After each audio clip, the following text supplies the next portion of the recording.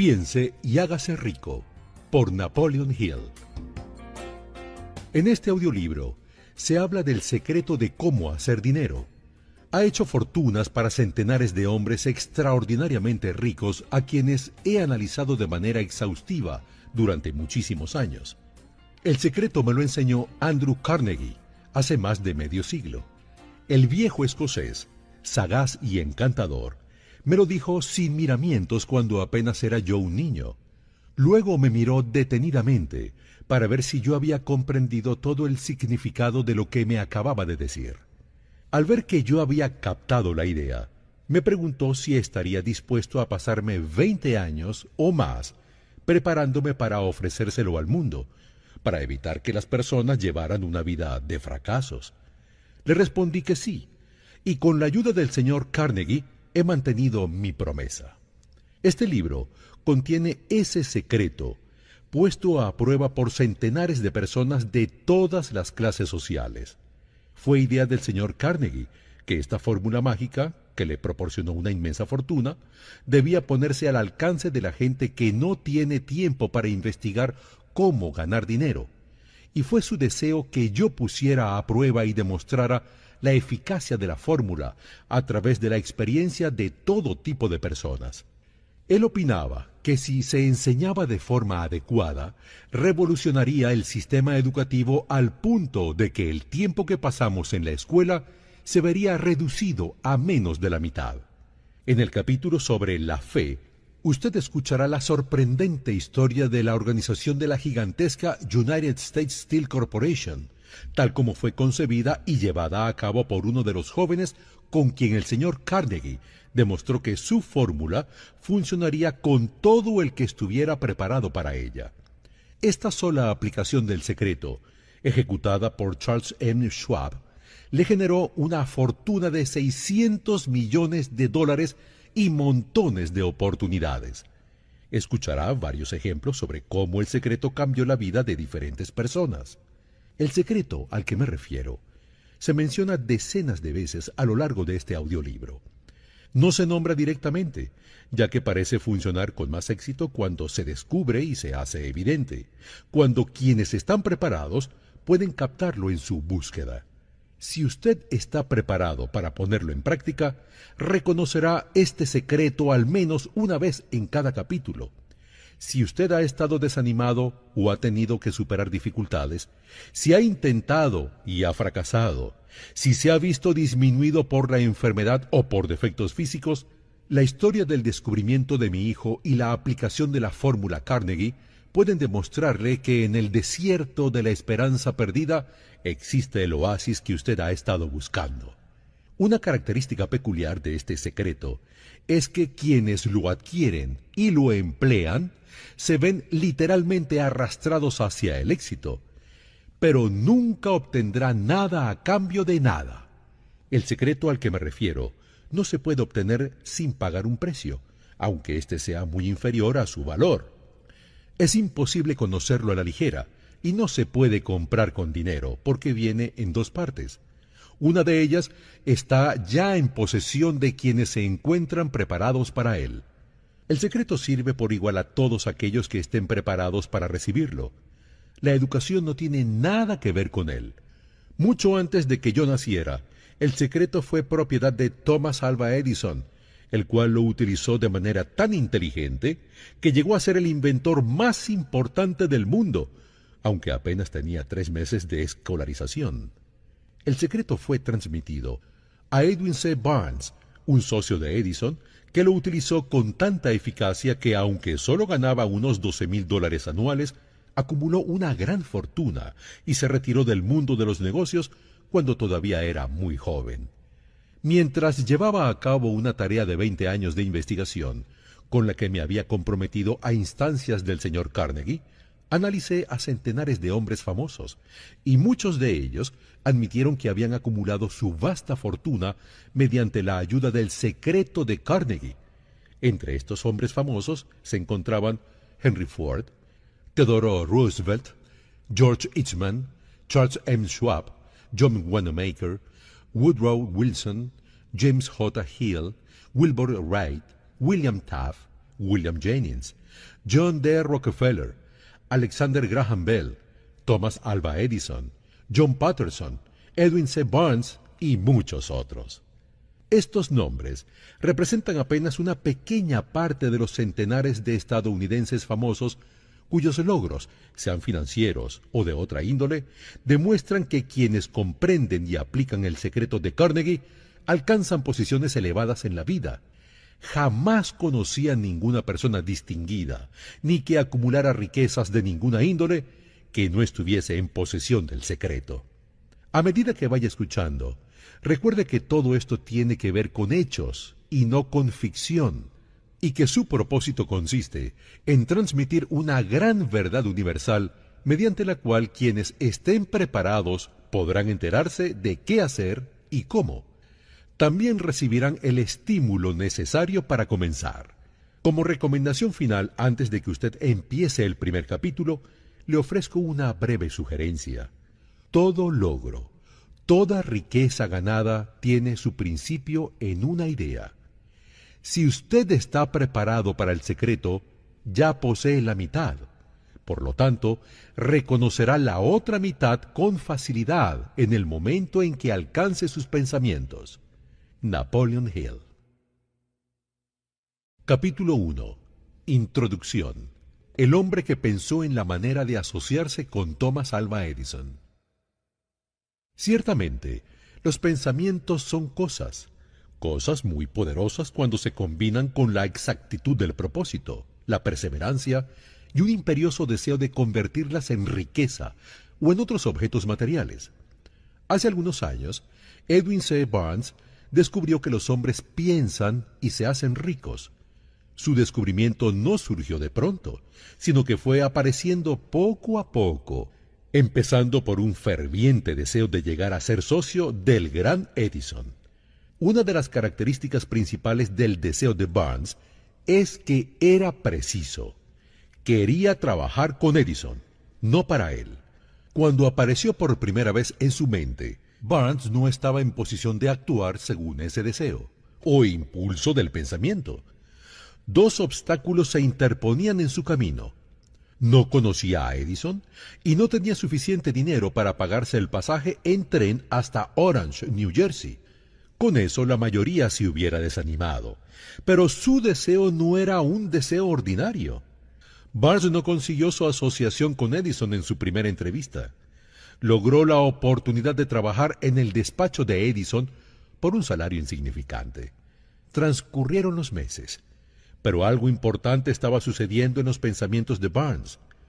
Cada vez su deseo se hacía más intenso de convertirse en socio de Edison. Los psicólogos afirman que cuando uno está realmente preparado para algo, aparece.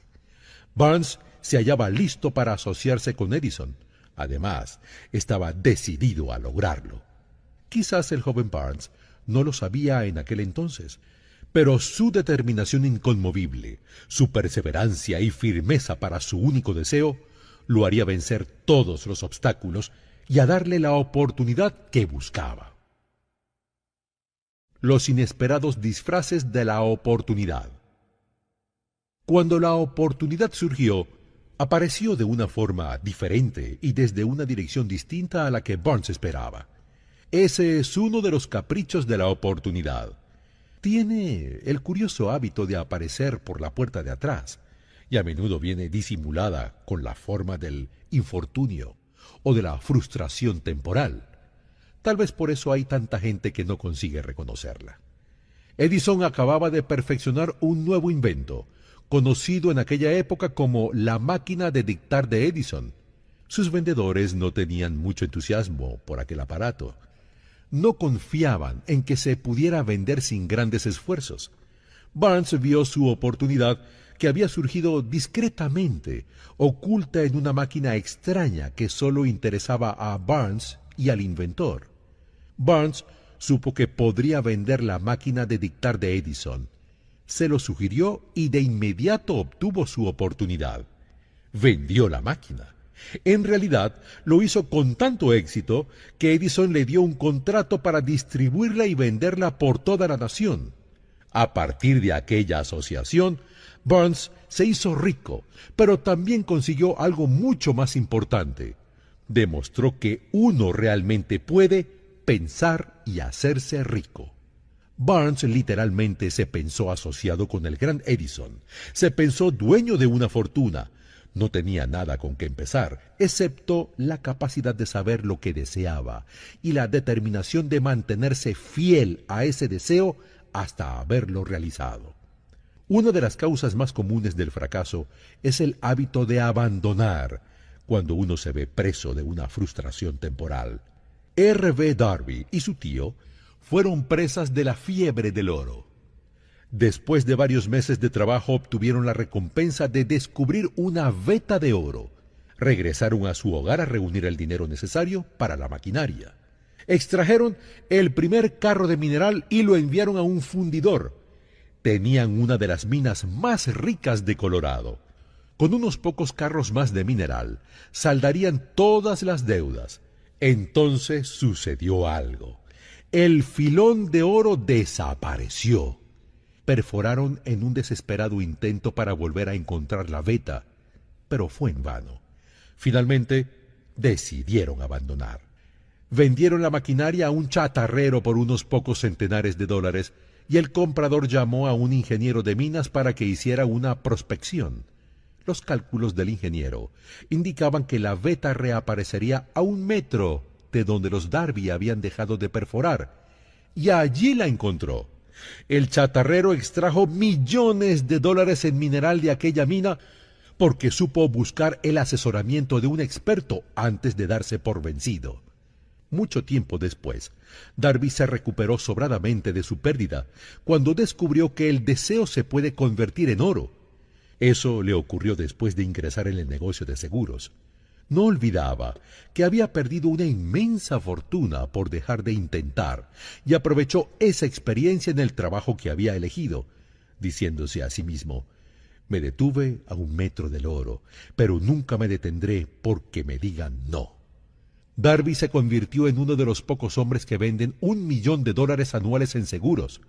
Su tenacidad se la debía a la lección que había aprendido de su deserción en el negocio de la mina de oro. Antes de que el éxito aparezca en la vida, se presentarán muchas frustraciones temporales y tal vez algún fracaso. Cuando la frustración se adueña de la persona, lo más fácil y lógico que hace es abandonar. Eso es lo que hace la mayoría. Más de 500 de los hombres más prósperos que han conocido los Estados Unidos me han dicho que sus mayores éxitos surgieron un paso más allá del punto en que la frustración se había apoderado de ellos. El fracaso nos hace tropezar cuando el éxito está casi a nuestro alcance. Poco después de que Darby decidiera aprovechar su experiencia en el asunto de la mina de oro, tuvo la buena fortuna de estar presente en una ocasión que le demostró que un no siempre es no. Una tarde, que ayudaba a su tío en su molino, se acercó una niña de color, hija de uno de los arrendatarios, y le dijo al tío: «Mi mamá dice que le mande 50 centavos». «Ni hablar», replicó el tío, «y ahora vete a tu casa». Pero la niña no se movió. Cuando volvió a levantar la mirada y la vio allí parada, gritó: «He dicho que te vayas a tu casa. Ahora márchate o te daré una paliza». «Sí, señor», dijo la niña, pero siguió inmóvil. El tío empezó a acercarse a la niña con una expresión poco tranquilizadora. Darby contuvo el aliento. Estaba seguro de hallarse a punto de presenciar una paliza. La niña dio un rápido paso al frente, le miró a los ojos y gritó con todas sus fuerzas: «¡Mi mamá necesita esos 50 centavos!». El tío se detuvo, la miró unos instantes y luego se metió la mano en el bolsillo. Sacó $0.50 y se lo dio a la niña. Ella tomó el dinero y se fue. El tío se sentó en una caja mirando por la ventana, reflexionando, sorprendido ante la derrota que acababa de sufrir. Darby también se hallaba pensativo. Esa era la primera vez en su vida que había visto a una criatura de color dominar a un blanco adulto. ¿Cómo lo había hecho? ¿Qué le había ocurrido a su tío para que perdiera su ferocidad y se volviera tan dócil como un cordero? Qué extraño poder había empleado esa niña para hacerse dueña de la situación. ¿Cuál fue el extraño poder que ayudó a esa niña? Esta experiencia puede hacerle volver sobre sus pasadas frustraciones o fracasos, para aportar alguna lección mediante la cual usted recupere todo lo que había perdido en su fracaso. Después de que Darby reflexionó sobre el poder que la niña de color había empleado, quizás sin saberlo, él repasó enseguida sus 30 años de experiencia en ventas de seguros y comprendió que su éxito en ese campo se debía en gran parte a la lección que había aprendido de la pequeña. Cada vez que un posible comprador trataba de deshacerse de mí sin comprar el seguro, yo visualizaba a la niña con sus ojazos desafiantes y pensaba: tengo que conseguir esta venta. Las mejores ventas que he hecho han sido a gente que me había dicho no. Esa experiencia me enseñó a seguir insistiendo sin que importasen las dificultades, y fue una lección que tuve que aprender antes de poder tener éxito en cualquier campo, decía Darby. Esta historia de la niña y de la mina de oro, sin duda la leerán centenares de hombres que se ganan la vida vendiendo seguros, y tal vez por ello Darby le debe a esas experiencias su capacidad para vender más de $1.000.000 anuales en seguros. El señor Darby sacó provecho de estas experiencias porque las analizó y supo ver lo que le enseñaban. Pero, ¿qué ocurre con quienes no tienen el tiempo ni la inclinación para estudiar el fracaso en busca del conocimiento que pueda conducir al éxito? ¿Dónde y cómo aprenden el arte de convertir las fallas en escalones hacia la oportunidad? Escuche esta idea. Cuando las riquezas empiezan a aparecer, lo hacen con tanta rapidez y en tal abundancia que uno se pregunta dónde habían estado escondidas durante todos estos años de necesidad. Cuando usted comience a pensar y a hacerse rico, observará que la riqueza nace de un estado mental con un propósito definido. Puede que esté interesado en saber cómo adquirir ese estado mental que atraerá la riqueza. Tan pronto como domine los principios de esta manera de pensar y empiece a seguir las instrucciones para aplicarlos, sus ingresos empezarán a crecer y todo lo que usted toque comenzará a convertirse en bienes para su beneficio. ¿Imposible? No, claro que no. Una de las mayores debilidades de la especie humana es la familiaridad con la palabra imposible. Uno conoce todas las reglas que no darán resultado, todo lo que no se puede hacer. Piense y hágase rico se grabó para quienes buscan las reglas que han hecho de otros personas de provecho y están dispuestas a jugárselo todo con esas reglas. Cambiar el enfoque del fracaso al éxito. Otra debilidad que se encuentra entre la gente es el hábito de medirlo todo y a todos por sus propias impresiones y creencias.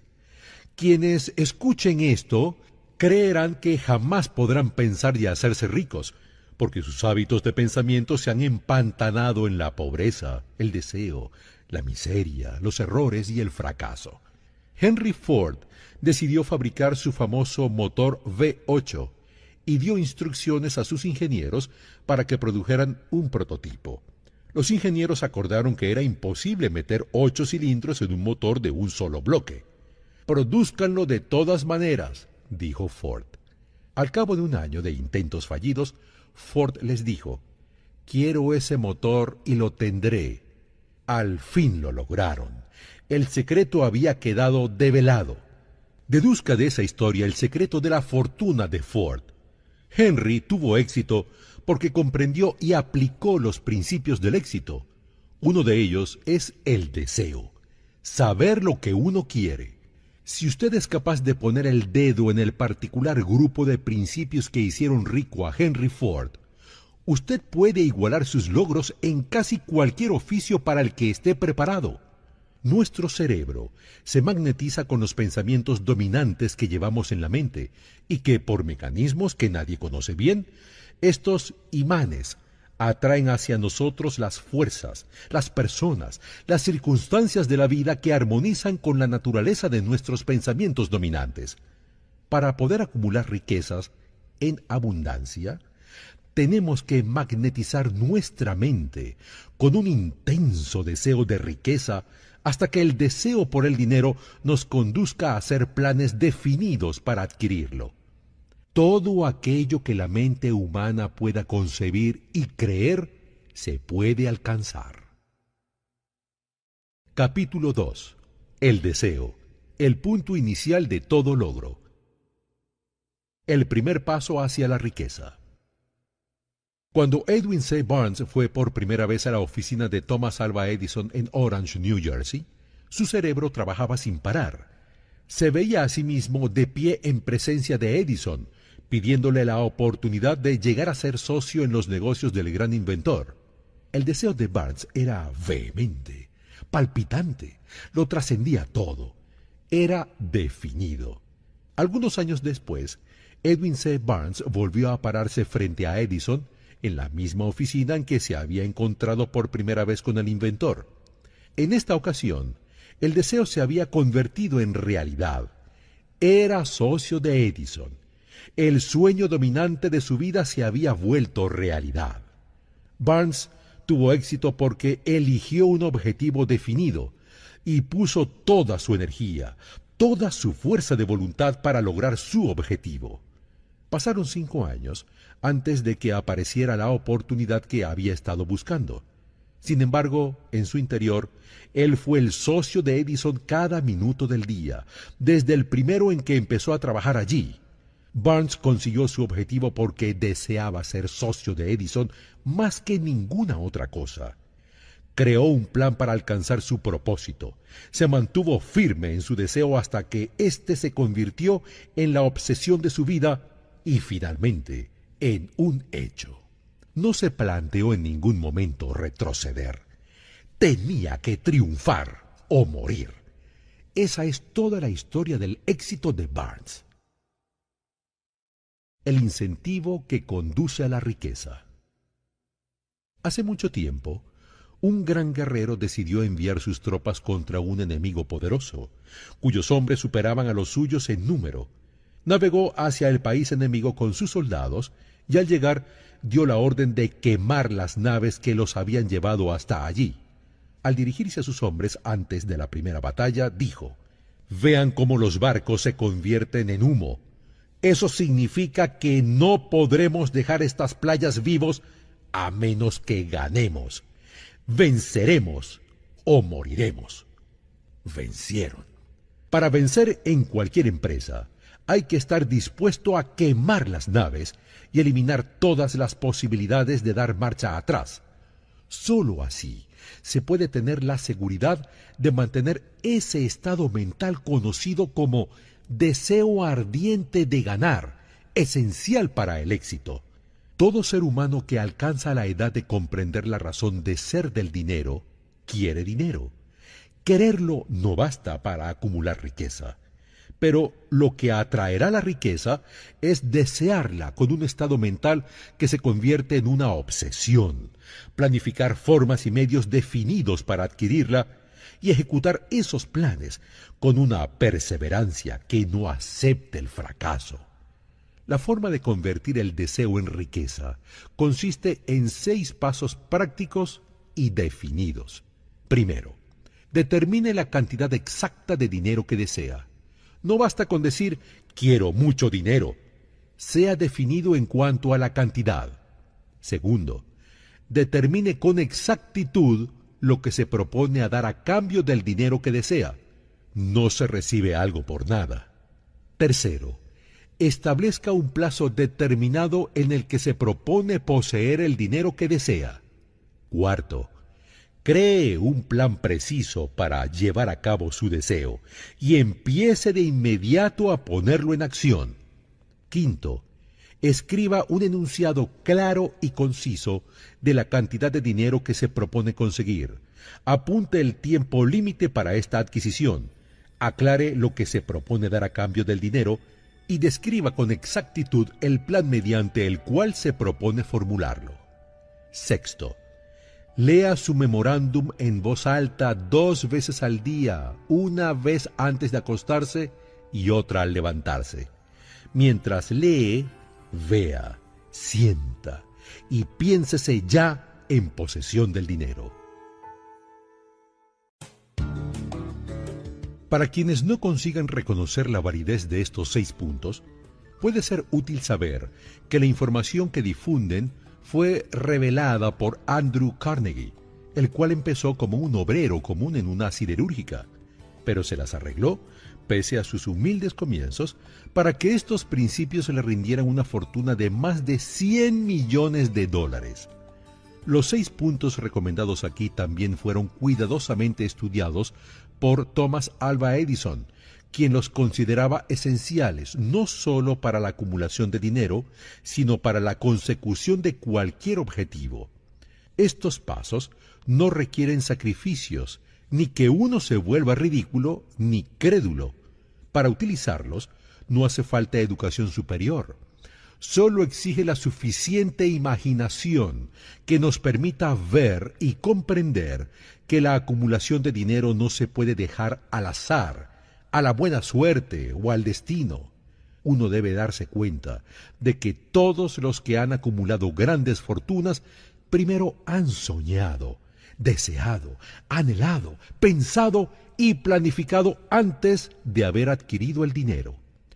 Nunca tendrá riquezas en grandes cantidades, a menos que pueda llegar a ser la viva expresión del deseo ardiente por el dinero y que realmente crea que lo tendrá. Quienes estamos en esta carrera hacia la riqueza, debemos saber que este mundo cambiante exige nuevas ideas, nuevas maneras de hacer las cosas, nuevos líderes, nuevos inventos, nuevos métodos de enseñanza, nuevos métodos de venta, nueva literatura, nuevas ideas. Tras toda esta demanda de cosas nuevas y mejores, hay una cualidad que uno debe poseer para ganar, y es la definición del propósito, el conocimiento exacto de lo que uno quiere y un deseo ardiente de poseerlo. Debemos recordar que los verdaderos líderes del mundo han sido siempre hombres y mujeres que han sabido dominar, para su uso práctico, las fuerzas invisibles e intangibles de la oportunidad que está por surgir, y han convertido esas fuerzas en rascacielos, fábricas, aviones, automóviles y toda forma de recurso que hace la vida mejor. No se deje influir por quienes menosprecien sus sueños.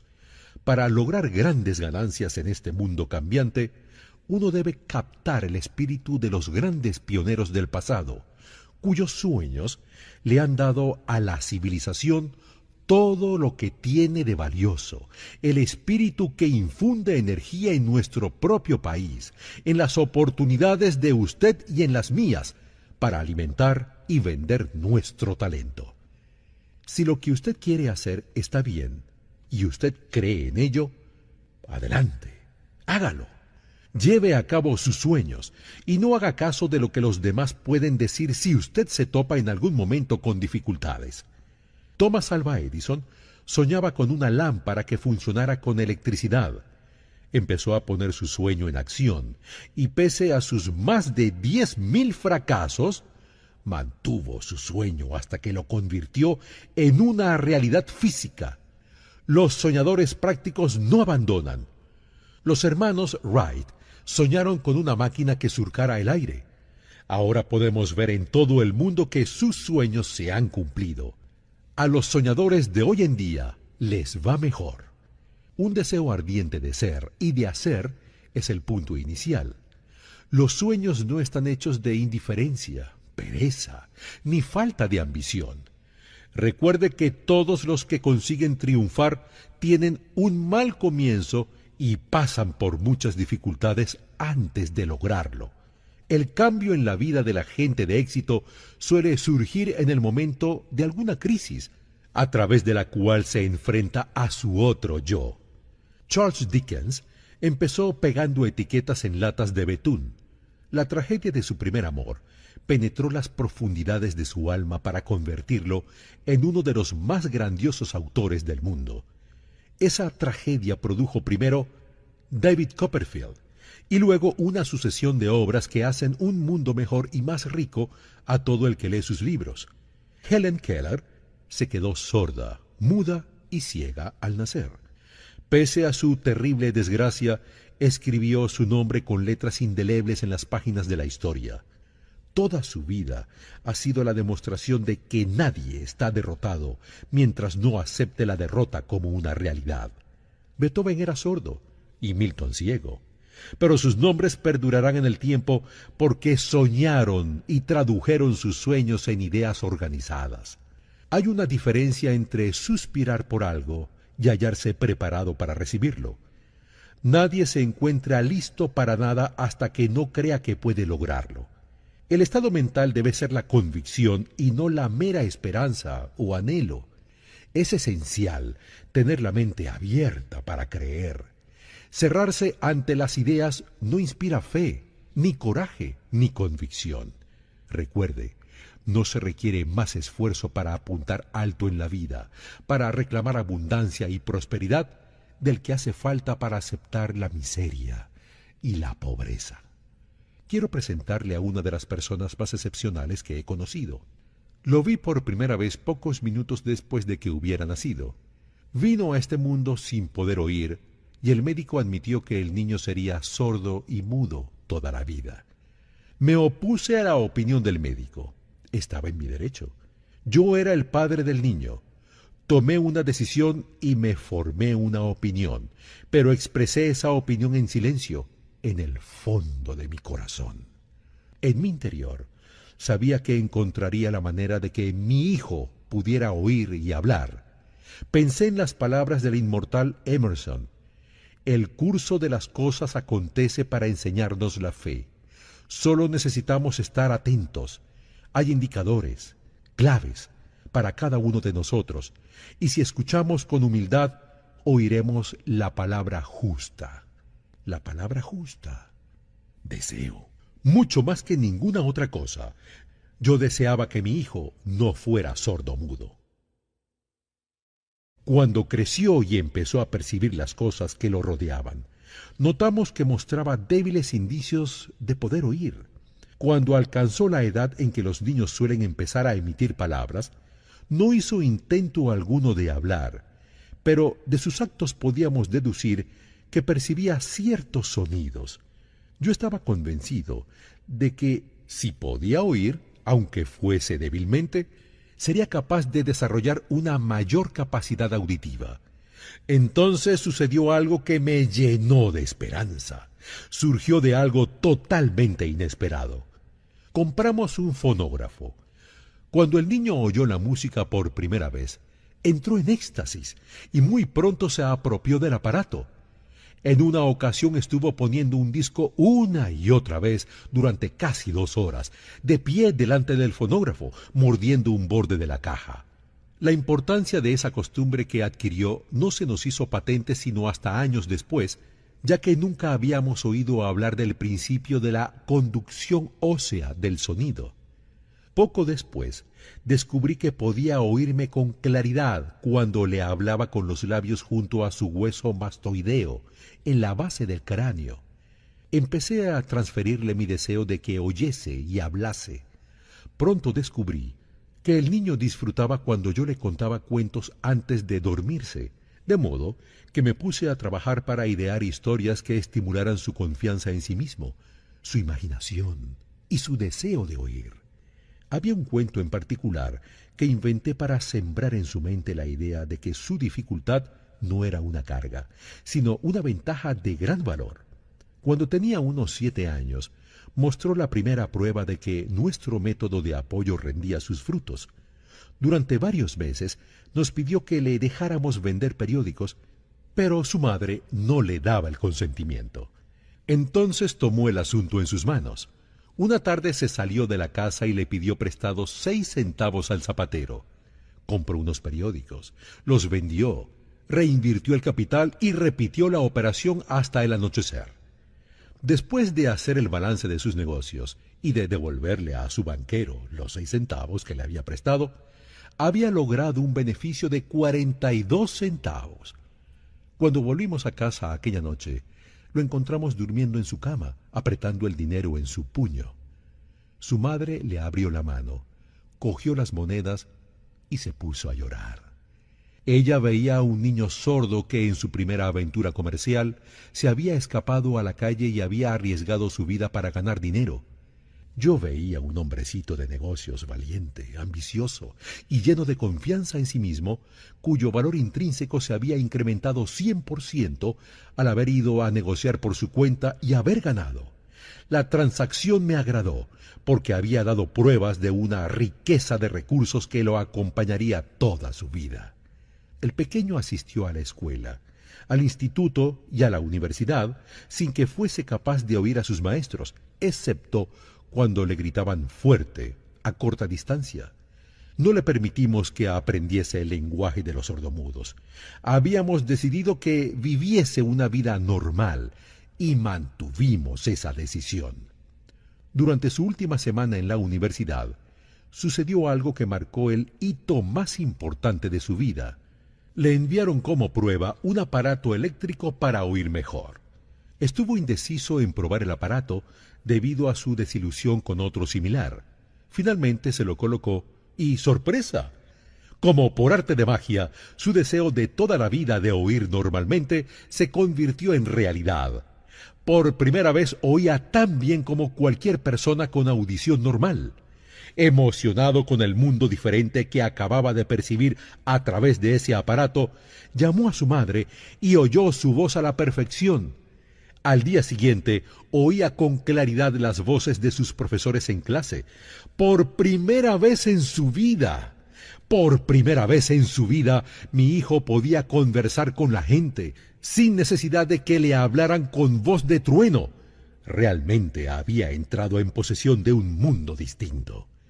El deseo había comenzado a pagar dividendos, pero la victoria aún no era completa. Debía encontrar todavía una manera definida y práctica de convertir su desventaja en una ventaja equivalente. Emocionado con el descubrimiento del mundo de los sonidos, escribió una carta al fabricante del audífono, contándole su experiencia.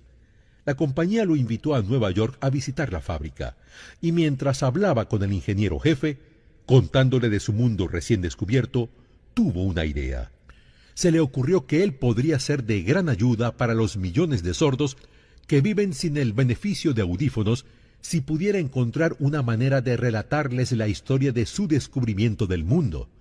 Durante un mes entero llevó a cabo una intensa investigación, durante la cual analizó todo el sistema de ventas e ideó formas y medios de comunicarse con las personas con problemas auditivos y compartir con ellos su nuevo mundo recién descubierto. Puso por escrito su plan, y cuando lo presentó a la compañía, le dieron un puesto de trabajo para que llevara a cabo su ambición. Estaba destinado a llevar esperanza y alivio a millares de sordos que, sin su ayuda, se hubieran visto condenados para siempre a la sordera. Estoy seguro de que cuando sembré en su interior el deseo de oír y de hablar y de vivir como una persona normal, alguna extraña influencia hubo en ese impulso que hizo que la naturaleza tendiese una especie de puente para salvar la brecha del silencio que separaba su cerebro del mundo exterior. Ciertamente, no hay nada, correcto o equivocado, que la confianza sumada a un deseo ardiente no pueda hacerlo realidad. Estas cualidades están al alcance de todos. Creo en el poder del deseo respaldado por la fe, porque he visto cómo ese poder eleva a las personas desde comienzos humildes a posiciones de poder y riqueza. Cómo sirve de medio para que las personas lleven a cabo su rehabilitación después de haber fracasado en un centenar de formas distintas. Lo he visto al darle a mi propio hijo una vida normal, feliz y llena de éxito, a pesar de que la naturaleza lo enviase a este mundo sin poder oír. No hay limitaciones para la mente excepto las que aceptamos. La pobreza y la riqueza son hijas del pensamiento. Capítulo 3. La fe. Visualización y creencia para lograr el deseo. El segundo paso hacia la riqueza. La fe es el elemento químico primordial de la mente. Cuando la fe se mezcla con el pensamiento, el subconsciente capta la vibración, la traduce en su equivalente espiritual y la transmite a la inteligencia universal, como en el caso de la plegaria. Las emociones de la fe, el amor y el sexo son las más poderosas entre las principales emociones positivas. Cuando se mezclan las tres, tienen el efecto de colorear el pensamiento de tal manera que éste alcanza al momento el subconsciente y allí se transforma en su equivalente espiritual, la forma singular que induce una respuesta de la inteligencia infinita.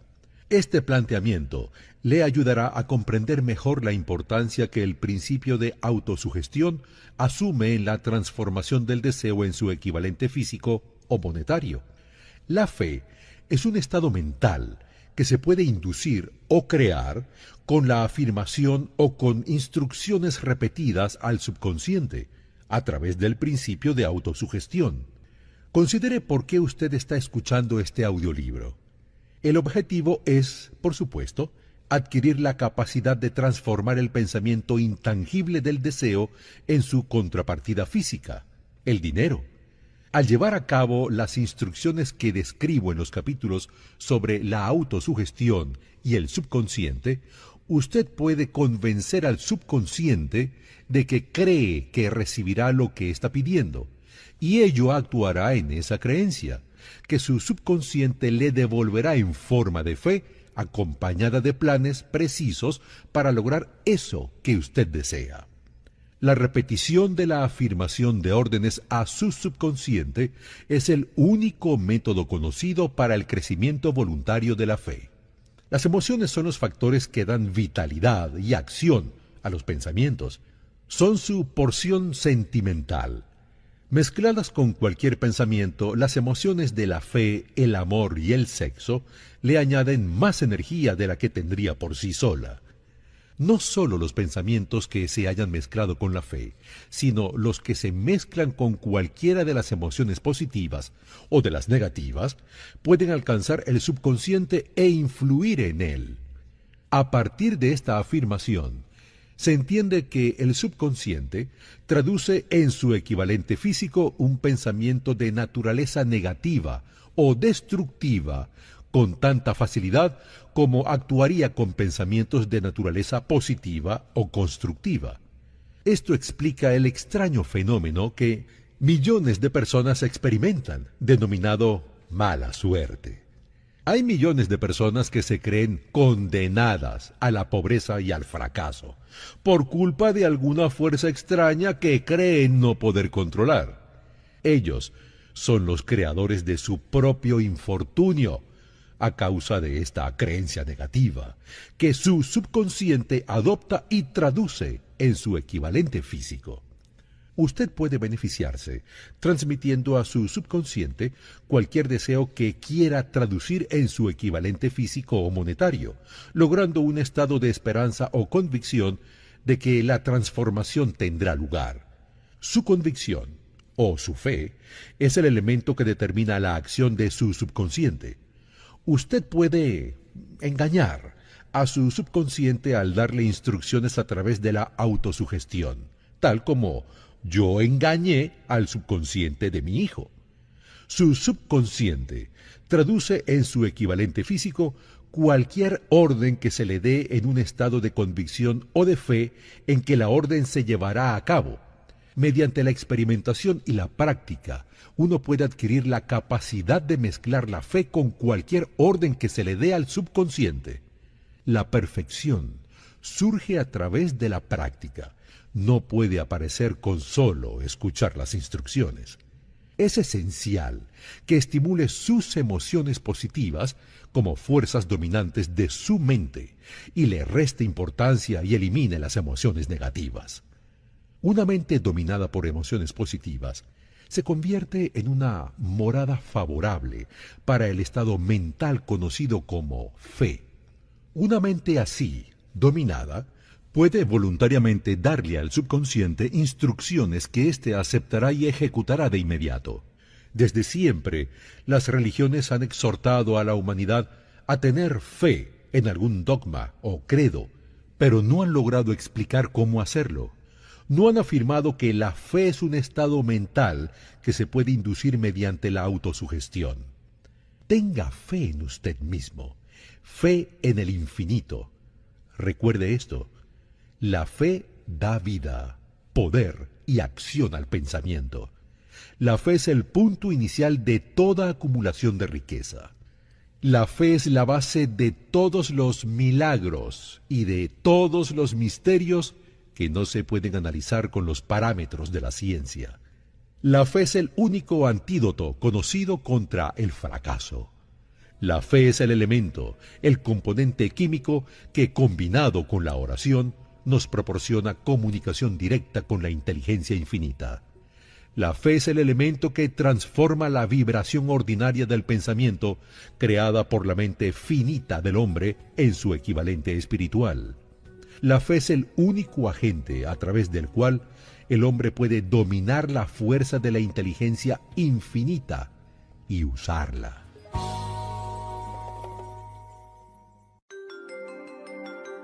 La magia de la autosugestión. Centremos la atención en el tema de la autosugestión para descubrir qué es y lo que se puede alcanzar con ella. Uno puede llegar a creer cualquier cosa que uno se repita, sea la afirmación verdadera o falsa. Si un hombre repite una mentira una y otra vez, con el tiempo aceptará esa mentira como algo cierto. Más aún, creerá que es cierta. Todo hombre es lo que es a causa de los pensamientos dominantes que él permite que ocupen su mente. Los pensamientos que un hombre adopta deliberadamente y que combina con emociones constituyen las fuerzas motivadoras que dirigen y controlan cada uno de sus movimientos, actos y logros.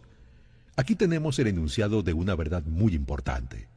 Los pensamientos combinados con cualquiera de las emociones constituyen una fuerza magnética que atrae otros pensamientos similares o relacionados. La mente humana está constantemente atrayendo vibraciones que armonicen con las suyas. Cualquier idea, plan, pensamiento o propósito que uno pueda tener atrae infinidad de ideas afines, adhiere estas ideas a su propia fuerza y crece hasta convertirse en el propósito maestro que domina y motiva al individuo en cuya mente se ha alojado. ¿Cómo se puede plantar en la mente la semilla original de una idea? Cualquier idea, plan o propósito se puede sembrar en la mente mediante la repetición del pensamiento. Por eso le damos instrucciones para que ponga por escrito un planteamiento de su propósito principal u objetivo primordial y preciso. Lo memorice y lo repita en voz alta todos los días, hasta que las vibraciones auditivas hayan alcanzado su subconsciente. Decídase a dejar de lado las influencias de todo ambiente desfavorable para construir su propia vida a la medida. Al hacer un inventario de sus recursos y capacidades mentales, quizá usted descubra que su mayor debilidad sea su falta de confianza en sí mismo. Esta desventaja puede ser superada y transformada en coraje a través de la ayuda que el principio de la autosugestión proporciona. La aplicación de este principio puede ejecutarse mediante la sencilla enunciación de los pensamientos puestos por escrito, memorizados y repetidos hasta que lleguen a formar parte del instrumental del que la facultad inconsciente de su mente disponga. Primero, sé que tengo la capacidad de alcanzar el propósito de mi vida. Por lo tanto, exijo de mí mismo acción perseverante y continua hasta conseguirlo. Y aquí y ahora prometo ejecutar tal acción. Segundo, me doy cuenta de que los pensamientos dominantes de mi mente se reproducirán con el paso del tiempo en actos externos y físicos para transformarse en una realidad física. Por lo tanto, concentraré mis pensamientos durante 30 minutos cada día en la tarea de pensar en la persona en que me propongo convertirme, creando de este modo una imagen mental clara. Tercero, sé que, mediante la autosugestión, cualquier deseo que tenga con perseverancia buscará expresarse a través de ciertos medios prácticos para obtener el objeto que haya tras él. Por lo tanto, dedicaré 10 minutos cada día a pedirme el incremento de la confianza en mí mismo. Cuarto, He escrito con claridad una descripción del objetivo primordial de mi vida, y nunca dejaré de esforzarme hasta que haya conseguido la suficiente confianza en mí mismo para alcanzarlo. Quinto, comprendo con claridad que no hay riqueza ni posición que pueda durar mucho tiempo a menos que se haya formado sobre la lealtad y la justicia. Por lo tanto, no me comprometeré en ninguna transacción que no beneficie a todos a los que afecte. Tendré éxito atrayendo hacia mí las fuerzas que deseo emplear y la cooperación de otras personas. Induciré a otros a servirme por obra de mi disposición a servir a otros. Eliminaré el desprecio, la envidia, los celos, el egoísmo y el cinismo, y cultivaré el amor por toda la humanidad, porque sé que una actitud negativa hacia los demás nunca me dará el éxito. Haré que los demás crean en mí, porque yo creeré en ellos y en mí mismo. En esta afirmación podemos encontrar una verdad muy importante. Quienes se hunden en la frustración y acaban su vida en la pobreza, la miseria y la angustia, lo hacen a causa de la aplicación negativa del principio de la autosugestión. La causa se puede encontrar en el hecho de que todos los impulsos de pensamiento tienen tendencia a vestirse de su equivalente físico. El subconsciente no distingue entre pensamientos positivos o negativos. Trabaja con nuestros pensamientos. El subconsciente traduce en algo real un pensamiento regido por el miedo, al igual que un pensamiento regido por el coraje o por la fe. Tal como la electricidad hace girar las ruedas de la industria y rinde servicios útiles si se la emplea correctamente, o acaba con la vida si se hace mal uso de ella. La autosugestión nos conducirá a la paz y la prosperidad, o nos arrastrará hacia el valle de la miseria, el fracaso y la muerte, de acuerdo con el grado de comprensión y aplicación que tengamos de ella. La ley de la autosugestión, que puede elevar a cualquier persona a niveles asombrosos de realización, queda bien descrita en los siguientes versos. Si piensas que estás vencido, lo estás. Si piensas que no te atreves, así es. Si te gusta ganar, pero piensas que no puedes, es casi seguro, no ganarás. Si piensas que perderás, estás perdido, pues el mundo nos enseña que el éxito empieza en la voluntad del hombre. Todo está en el estado de ánimo. Si piensas que eres superior, lo eres. Has tenido que pensar alto para ascender. Has tenido que estar seguro de ti mismo antes de ganar ningún premio. Las batallas de la vida no siempre favorecen al hombre más fuerte o al más rápido, pero tarde o temprano, el hombre que gana es el hombre que piensa que puede. En algún rincón de su carácter está latente, dormida, la semilla de la realización que, si germina y se pone en acción, lo eleva a niveles que tal vez usted nunca soñó alcanzar. Así como un virtuoso puede arrancar las melodías más hermosas de las cuerdas de su violín, usted puede despertar al genio que yace dormido en su mente y hacer que lo conduzca hacia arriba, hacia cualquier objetivo que desee alcanzar. Abraham Lincoln fue un fracasado en todo lo que intentó, hasta después de haber alcanzado los 40 años. Fue un don nadie, hasta que una gran experiencia entró en su vida y despertó al genio dormido que había en su corazón y en su cerebro, para darle al mundo uno de sus hombres realmente grandes. Esa experiencia estaba combinada con las emociones de la aflicción y el amor. Le aconteció a través de Anne Rutledge, la única mujer a quien él amó realmente. Es sabido que la emoción del amor está ligada al estado de ánimo conocido como la fe, y esto se debe a que el amor se aproxima mucho a traducir los impulsos de pensamiento propios en su equivalente espiritual. He descubierto con mis investigaciones que detrás de casi cada hombre de posición destacada existía la influencia del amor de una mujer. Si quiere pruebas del poder de la fe, examine las realizaciones de los hombres y mujeres que se han valido de ella. Jesús, el Nazareno, encabeza la lista. La base de la cristiandad es la fe, con independencia de cuántas personas hayan falseado o malinterpretado el significado de esa gran fuerza. la esencia de las enseñanzas y de las realizaciones de Cristo, que pueden haberse interpretado como milagros, son nada más y nada menos que la fe. Consideremos el poder de la fe, tal como nos la mostró, por ejemplo, Mahatma Gandhi. En este hombre, el mundo tuvo uno de los ejemplos más sorprendentes de las posibilidades de la fe que conozca la humanidad. Gandhi ostentó más poder potencial que ningún otro de sus contemporáneos, y ello a pesar del hecho de que no contó con ninguna de las herramientas ortodoxas del poder, tales como dinero, barcos de guerra, soldados, ni material bélico. Gandhi no tenía dinero, ni casa, ni siquiera ropas, pero tenía poder. ¿Cómo lo obtuvo? Lo creó a partir de su comprensión del principio de la fe y mediante su capacidad para trasplantar esa fe al espíritu de 200 millones de personas. Gandhi consiguió la sorprendente proeza de influir en 200 millones de mentes para formar un conglomerado humano que se moviese al unísono, como un solo hombre. ¿Qué otra fuerza de este mundo, aparte de la fe, puede lograr tanto?